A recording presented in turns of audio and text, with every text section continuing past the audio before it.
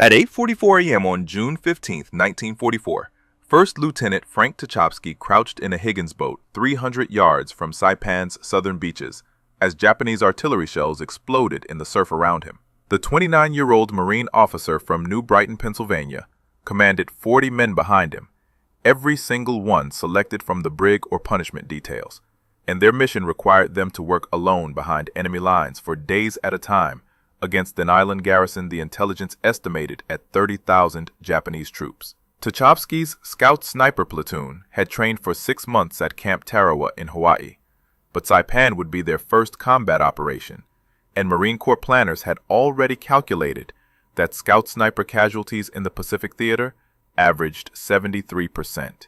The platoon behind Tachovsky represented the Marine Corps' second experiment with elite reconnaissance units.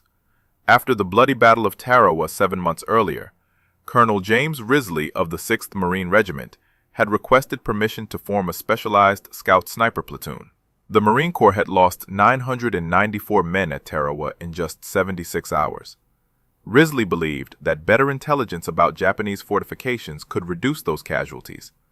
He needed men who could kill silently, map enemy positions, and survive alone in hostile territory. Standard Marine training produced excellent riflemen and assault troops, but Risley needed something different.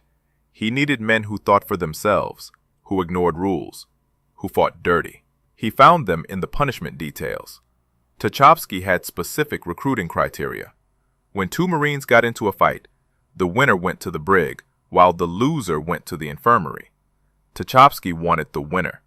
A man with a disciplinary record for brawling had proven he could handle himself in close combat. The Marine Corps called such men Troublemakers. Tachovsky called them survivors. Over 2 months at Camp Tarawa, he assembled 42 Marines from various punishment details across the 2nd Marine Division. The youngest was 17. The oldest was 34. Most had criminal records before joining the Marines. Several had been arrested for theft, assault, or fighting. One had been a professional boxer. Another had worked as a bodyguard for a Chicago gangster. The Marine Corps had given these men a choice: military prison or combat duty. They chose combat.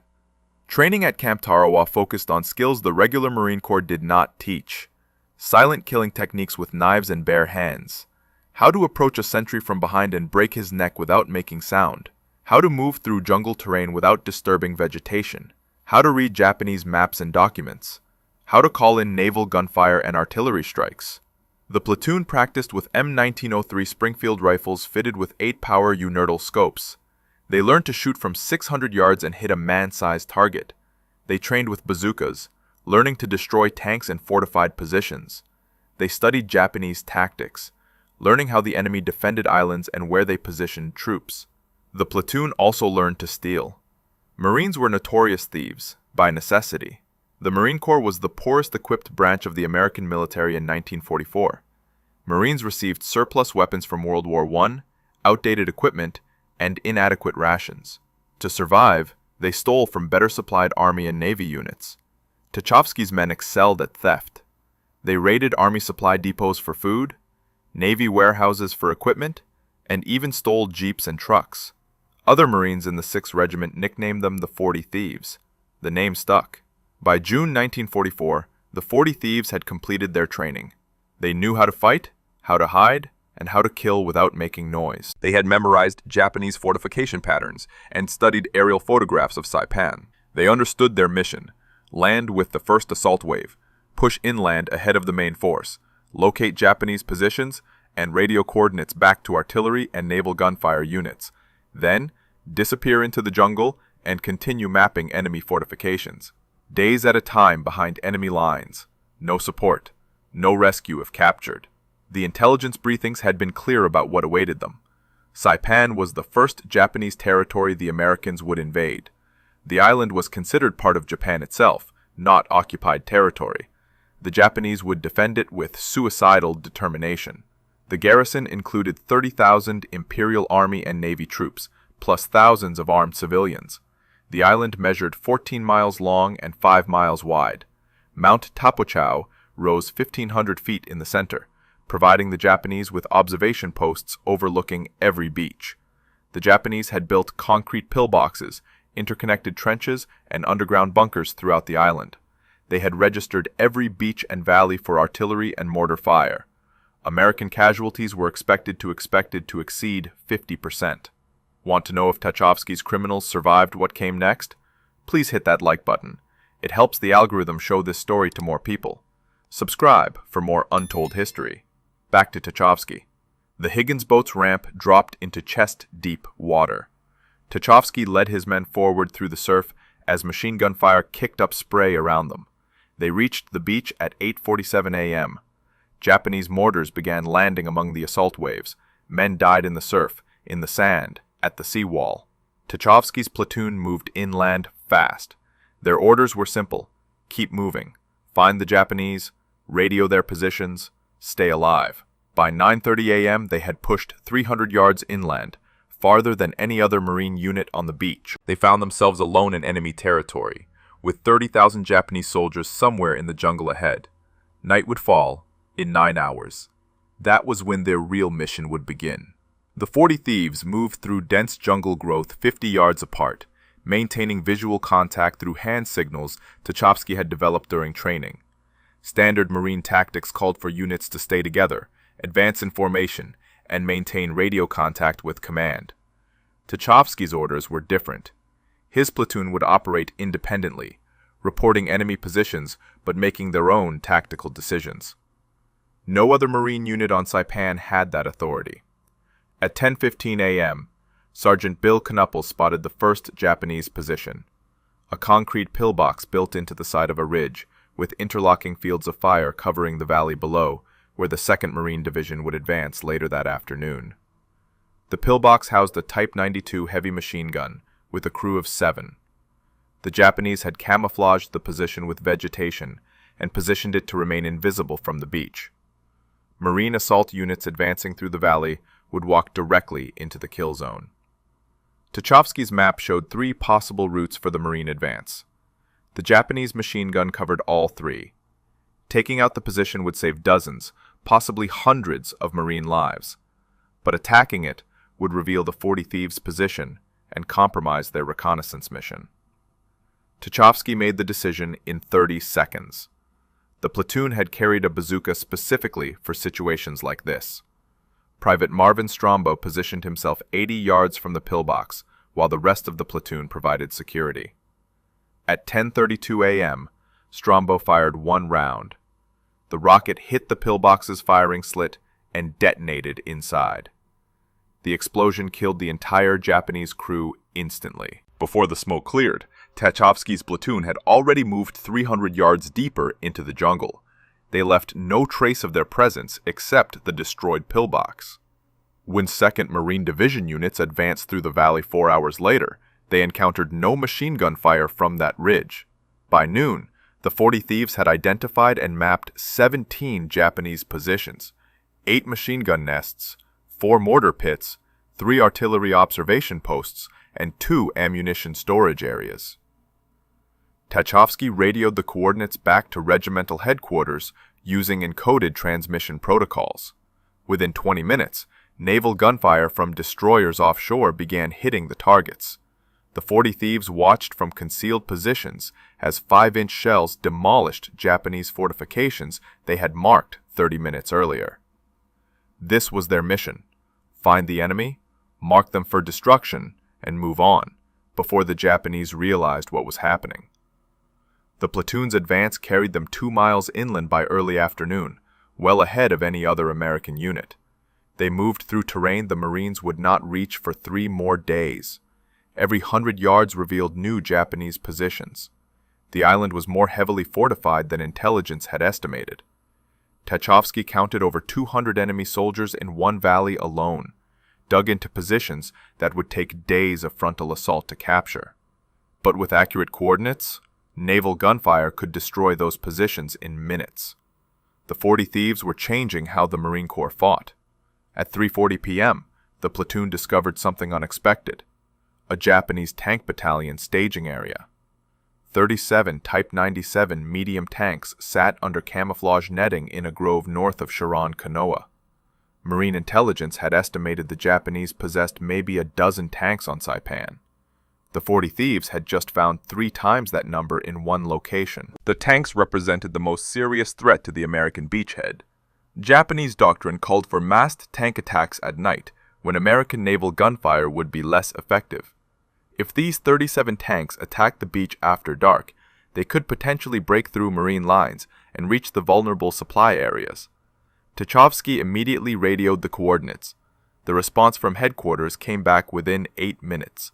Naval gunfire was already engaged, supporting Marine units pinned down near the beach. Airstrikes were committed to other targets. Artillery was still being unloaded from ships. No assets were available to hit the tank battalion for at least 4 hours. By then it would be dark, and the tanks would likely have moved. Tachovsky looked at the 37 tanks and made a calculation. His platoon carried 6 bazookas, 6 rounds per bazooka, 36 rockets total, 37 tanks. The math was almost perfect. The decision violated every tactical principle the Marine Corps taught. A 40-man unit does not attack a tank battalion. But Tachovsky had not recruited Marines who followed principles. He had recruited men who fought dirty and survived. At 4:15 p.m., he gave the order to prepare for assault. The 40 Thieves would attack the tank battalion themselves. If they succeeded, they would prevent a potential disaster at the beachhead. If they failed, 40 men would die, and no one would ever know what happened to them in that jungle grove. Strombo checked his bazooka and counted his rockets. 6 shots to kill 6 tanks. Then it would come down to close combat. Tachovsky positioned his 6 bazooka teams in a semicircle around the tank staging area, spacing them 40 yards apart to maximize coverage. Each team consisted of a shooter and a loader. The plan was simple. Hit as many tanks as possible in the first 30 seconds, then withdraw into the jungle before Japanese infantry could respond. The Marines knew they would not destroy all 37 tanks, but even disabling 10 or 15 would significantly reduce the threat to the beachhead. At 4:25 p.m., as the teams moved into position, something changed. The Japanese tanks started their engines. The sound of 37 diesel engines roaring to life simultaneously echoed through the jungle. Japanese tank crews emerged from camouflaged dugouts and climbed onto their vehicles. Officers shouted orders. Infantry units began forming up around the tanks. This was not a repositioning movement. This was preparation for attack. Tachovsky checked his watch. 4:28 p.m. Sunset was at 7:12 p.m. The Japanese were preparing for a dusk assault, earlier than Marine intelligence had predicted. The entire enemy force was now alert and organizing for combat. The window for a surprise attack had closed. Tachovsky made a new decision. His platoon would shadow the tank battalion and report its movements. Attacking now would accomplish nothing except getting his men killed. But tracking the tanks and providing real-time coordinates would allow Marine units at the beach to prepare defenses. He radioed headquarters with updated information. Enemy tank battalion mobilizing for attack. Estimated time of arrival at American lines between 7 and 8 p.m. The response came back immediately. Maintain observation. Do not engage. Continue reporting. The tank battalion began moving at 5:07 p.m. They advanced in 2 columns along parallel routes toward the coast. Japanese infantry units moved alongside the tanks, approximately 1,000 soldiers total. This was a major assault, not a probing attack. The Japanese intended to break through Marine lines and reach the beaches before nightfall. If they succeeded, they could destroy supply dumps, artillery positions, and command posts. The entire American invasion could collapse in a single evening. The 40 Thieves followed the enemy formation, staying 200 yards to the flank and using jungle cover for concealment. Every 10 minutes, Tachovsky radioed updated coordinates showing the enemy's position and direction of movement. Marine units at the beach began repositioning to meet the threat. Bazookas were distributed to frontline units. Sherman tanks from the 2nd Marine Tank Battalion moved forward. Artillery batteries adjusted their aim points. The entire 2nd Marine Division prepared to receive a massed tank attack. At 6:15 p.m., approximately 1 mile from the beach, the Japanese formation halted. Officers gathered for a conference. Tachovsky observed them through binoculars from 300 yards away. The Japanese were arguing about something. One officer pointed toward the coast. Another gestured toward the north. A third officer unrolled the map. The conference lasted 11 minutes. Finally, the officers returned to their units and the formation changed direction. Instead of continuing straight toward the beach, the tanks turned north. The maneuver surprised Tachovsky. Marine intelligence maps showed no valuable targets in that direction. The area was mostly jungle and rough terrain. But the Japanese clearly had a specific objective. The formation advanced another mile north, then turned west again toward the coast. By 7:05 p.m., as the sun touched the horizon, Tachovsky understood their plan. The Japanese were not attacking the main beachhead. They were targeting the gap between the 2nd Marine Division and 4th Marine Division. A successful breakthrough there would split the American forces in half. Tachovsky radioed the warning. But the Japanese had chosen their timing perfectly. Dusk was falling. Radio communication became difficult as Marine units shifted frequencies for night operations. Artillery batteries were in the middle of ammunition resupply. Sherman tanks were refueling. The gap between divisions was defended by just 2 Marine companies, approximately 340 men, against 37 tanks and 1,000 Japanese infantry. At 7:23 p.m., the Japanese attack began. The 40 Thieves watched from elevated ground as enemy tanks rolled forward through the twilight. Marine defensive positions erupted with bazooka fire. The first 3 Japanese tanks exploded in flames, but 34 more kept coming. Japanese infantry charged behind the tanks, screaming and firing. Marines fell back from their initial positions. The Japanese breakthrough was succeeding. Within 15 minutes, enemy tanks would reach the beach. Tachovsky looked at his 6 bazookas and the 34 tanks below. Then he saw something that changed everything. One Japanese tank had separated from the main formation and was heading directly toward the 6th Marine Regiment's command post, where Colonel Risley was coordinating the entire divisional response. The Type 97 tank moved through the darkness at approximately 15 miles per hour, following a ravine that led directly to the command post location. The Japanese tank commander had identified a weakness in Marine defenses, a 200-yard gap where jungle terrain prevented easy positioning of anti-tank weapons. If the tank reached the command post, it could destroy radio equipment, kill senior officers, and paralyze the entire regimental response to the main attack. Colonel Risley and his staff were approximately 400 yards away, completely unaware of the approaching threat. Tachovsky had maybe 3 minutes to act. He grabbed Private Herbert Hodges, the best bazooka shooter in the platoon. Hodges had destroyed 6 targets during training at Camp Tarawa without missing a single shot. But training targets did not move, did not shoot back, and did not have armor plating designed to deflect rockets.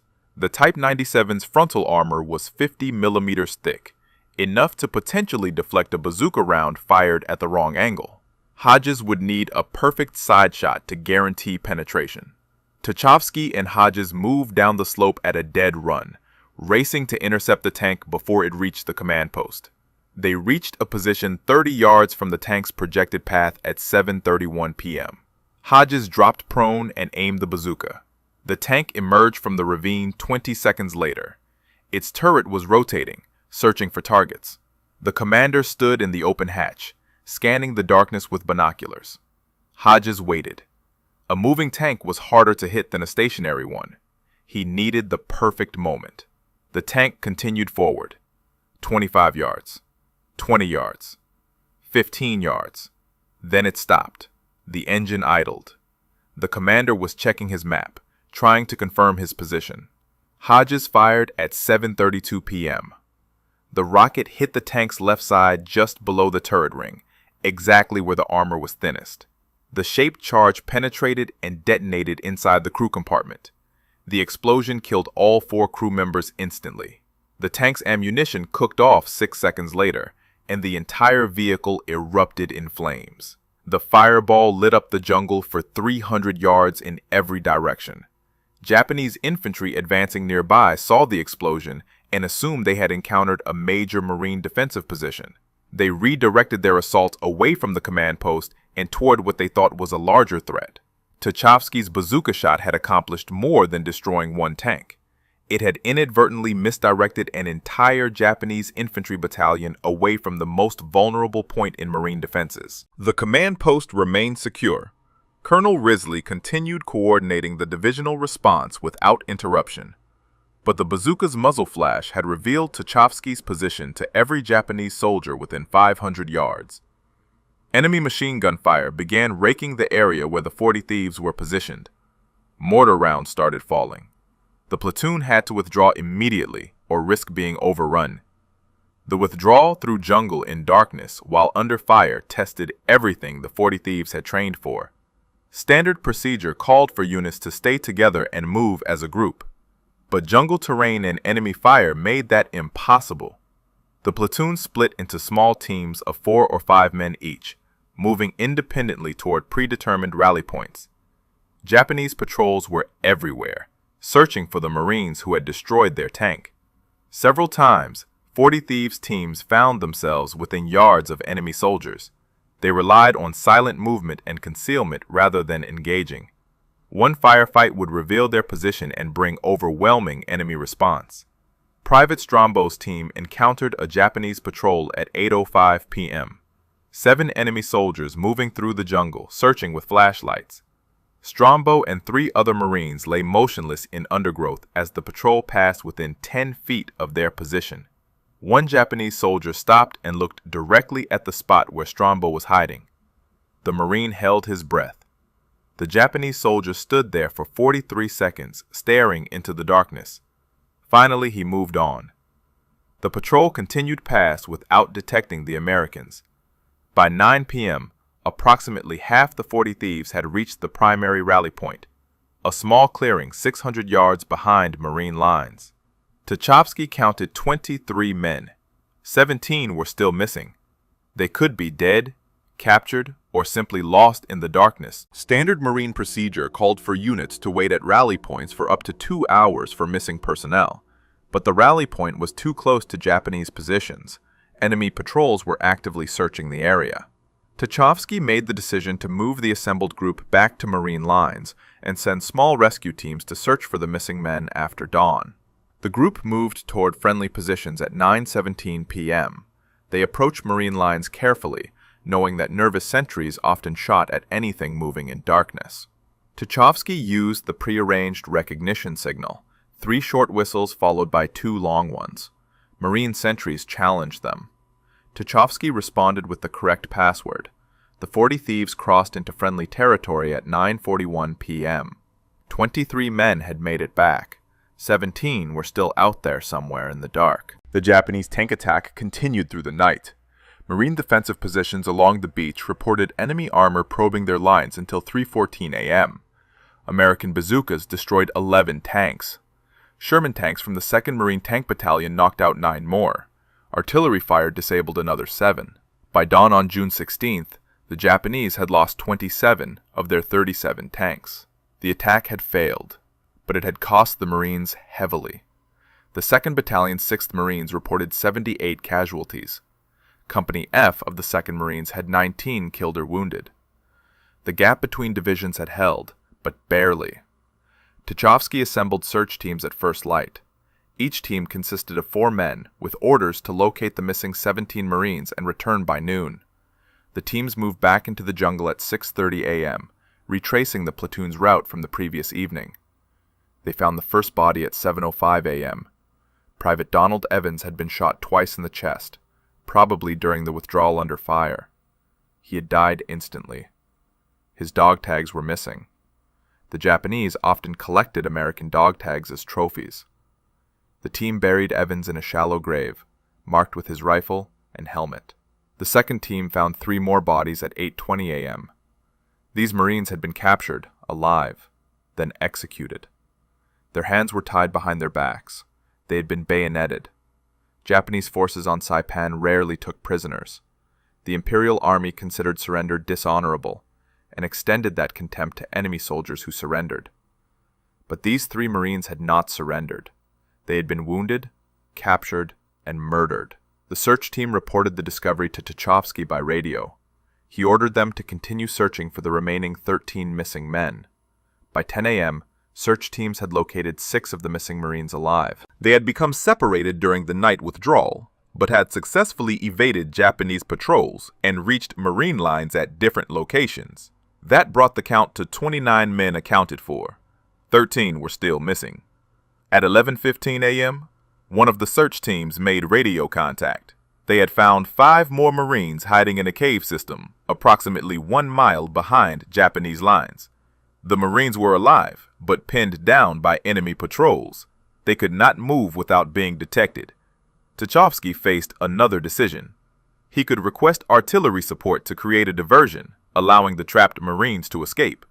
But artillery fire would alert the Japanese to American interest in that specific location, potentially leading to increased patrols and making future rescue attempts impossible. Or he could send a rescue team immediately, relying on stealth and speed to extract the trapped men before Japanese forces could respond. The first option was safer but slower. The second option was faster but riskier. Tachovsky chose speed. He assembled a 6-man rescue team and moved out at 11:47 a.m. The team reached the cave system at 12:33 p.m. The 5 trapped Marines were exhausted and dehydrated, but uninjured. They had spent the night listening to Japanese patrols pass within yards of their hiding position.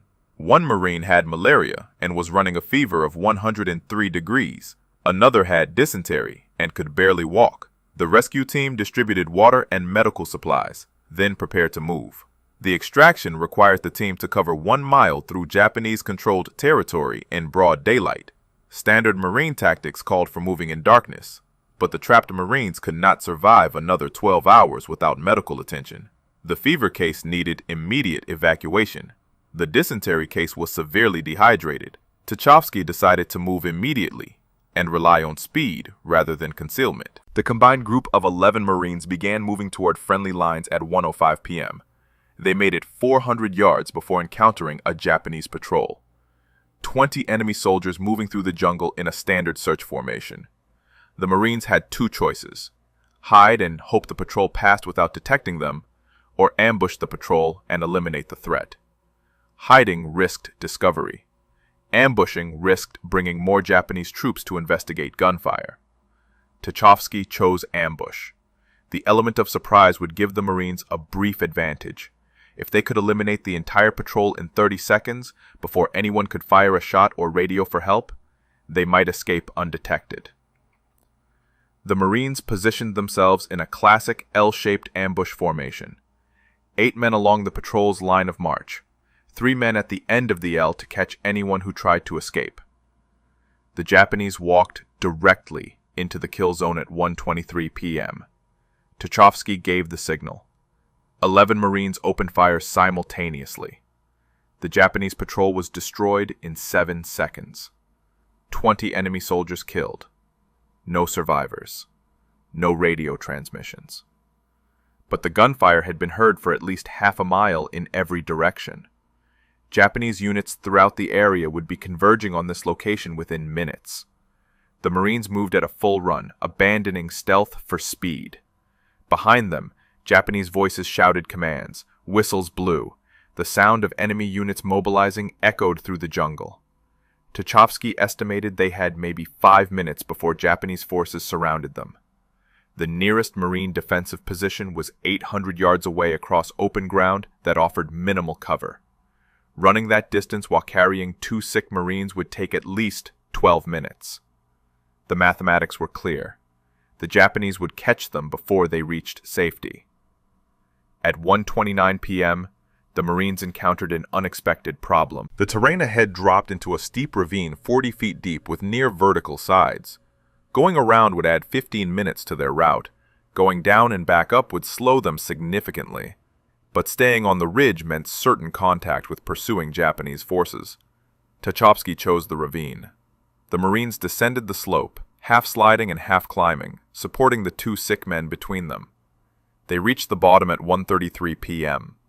Japanese soldiers appeared on the ridge above them 60 seconds later. The Japanese opened fire from elevated positions, shooting down into the ravine.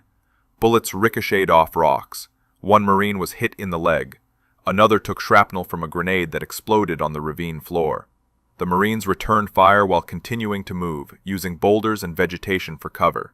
The ravine channeled them in one direction, eliminating tactical options. They could only move forward and hope to reach the far end before the Japanese descended and engaged them at close range. At 1:38 p.m., they spotted the problem. The ravine ended in a box canyon. No exit.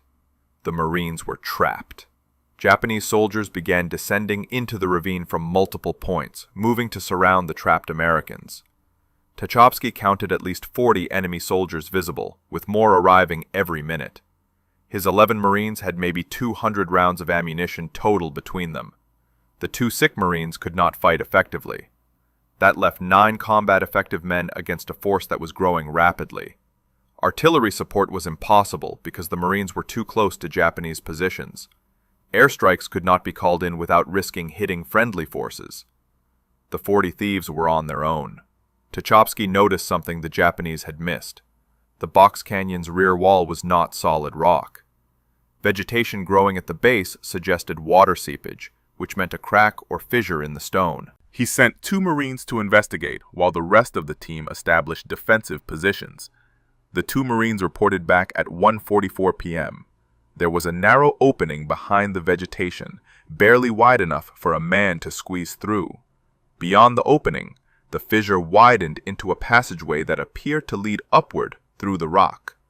The Marines began moving through the opening one at a time, pushing the 2 sick men through first. The passage was tight enough that men had to remove their packs and drag them behind. It was completely dark inside. They moved by touch, following the Marine ahead. The passage climbed steeply upward through solid rock. Behind them, they could hear Japanese soldiers entering the box canyon, calling to each other as they searched for the Americans who had seemingly disappeared.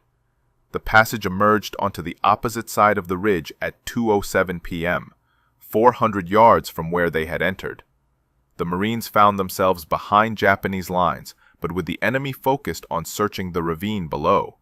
They moved quickly toward Marine positions, covering the final 600 yards in 8 minutes. They approached friendly lines using proper recognition signals and crossed into American-held territory at 2:23 p.m. All 11 Marines reached safety. The 2 sick men were immediately evacuated to medical stations.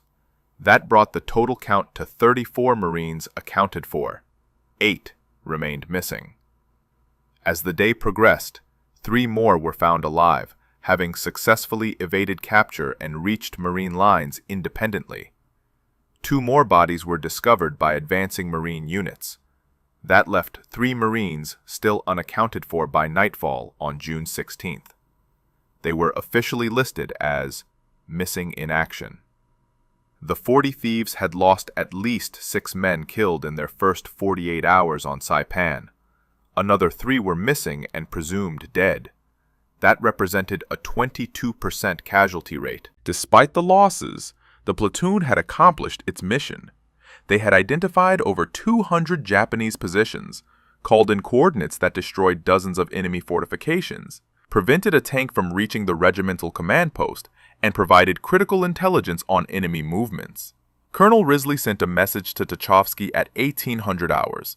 The 40 thieves would have one night to rest, resupply, and integrate replacements.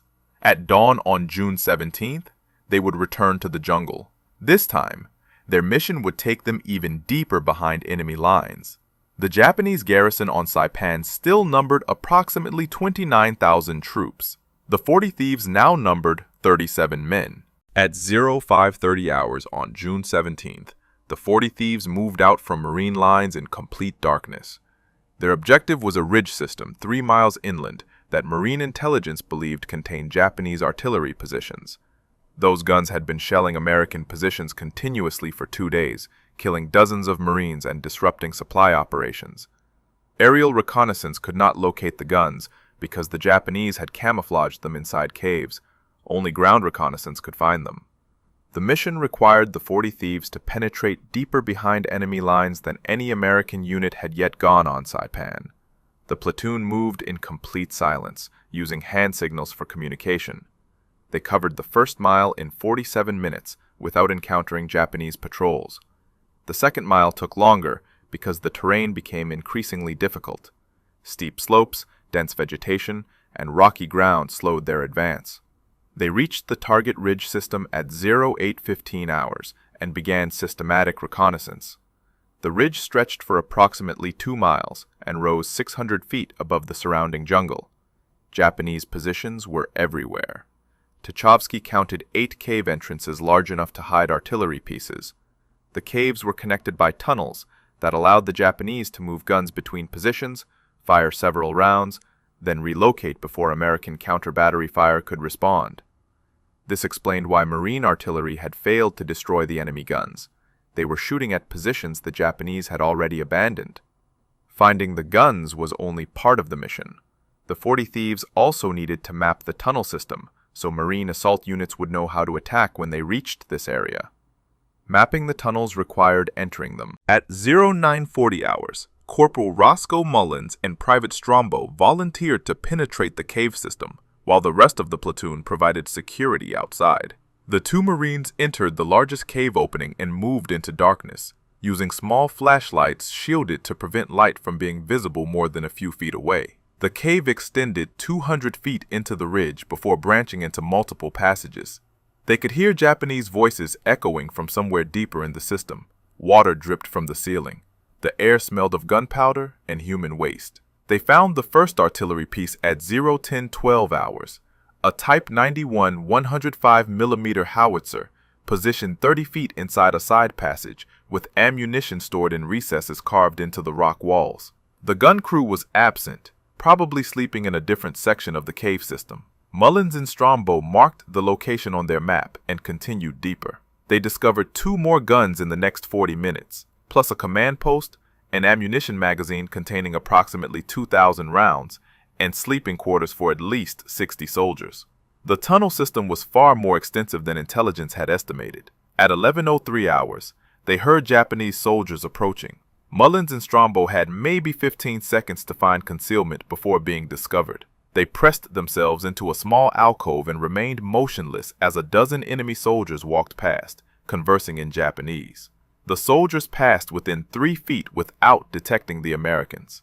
After the patrol moved on, the 2 Marines decided to exit the cave system. They had gathered enough intelligence. Staying longer risked capture or discovery. They emerged at 11:27 hours and rejoined the platoon. Tachovsky examined their map. The tunnel system connected all 8 cave entrances and contained at least 6 artillery pieces, possibly more. Standard Marine assault tactics would fail against this position. Infantry could not storm the caves because machine guns covered every entrance. Artillery fire would be ineffective because the caves were too deep. The only solution was to seal the entrances, trapping the Japanese inside, then systematically destroy each sealed position with demolitions. But that required Marine engineers with explosives, and those units were still days away from reaching this area. At 12:15 hours, the platoon began moving toward their secondary objective, the town of Garrison, Saipan's administrative capital before the war. Marine intelligence wanted to know if Japanese forces were defending the town or if they had withdrawn to more defensible positions inland. Reaching Saipan required crossing 4 miles of enemy-controlled territory in broad daylight, but the 40 Thieves had successfully operated undetected for over 30 hours. Tachovsky believed they could complete one more reconnaissance mission before withdrawing to Marine lines. They approached Saipan from the east at 1540 hours. The town had been heavily bombed by American aircraft and shelled by naval gunfire. Most buildings were destroyed or damaged, but the 40 Thieves could see Japanese soldiers moving through the ruins, indicating the enemy still maintained a presence. Tachovsky needed closer reconnaissance to determine enemy strength and positions. At 16:05 hours, he made a decision that would become legendary in Marine Corps history. 5 Marines would enter Saipan in broad daylight, conduct reconnaissance, and return with intelligence. The mission was virtually suicidal, but it was also exactly the kind of operation the 40 Thieves had been created to perform. Tachovsky selected 4 Marines for the Saipan reconnaissance: Strombo, Mullins, Corporal Ira Causey, and Private Don Evans. 5 men total, including himself. They removed all equipment that might make noise: canteens, extra ammunition, grenades. They carried only rifles, knives, and sidearms. At 16:23 hours, they moved toward Garapan's eastern edge. The ruins provided excellent cover, but also concealed Japanese positions. Every destroyed building could hide enemy soldiers. Every pile of rubble could be a defensive position. They entered the town at 16:41 hours, moving through back streets and staying in shadows. Japanese soldiers were everywhere. The Marines counted at least 200 enemy troops visible in the town center, with probably hundreds more in surrounding buildings. The Japanese were not defending Garapan as a fortified position. They were using it as a staging area for counterattacks against American forces. The distinction was important.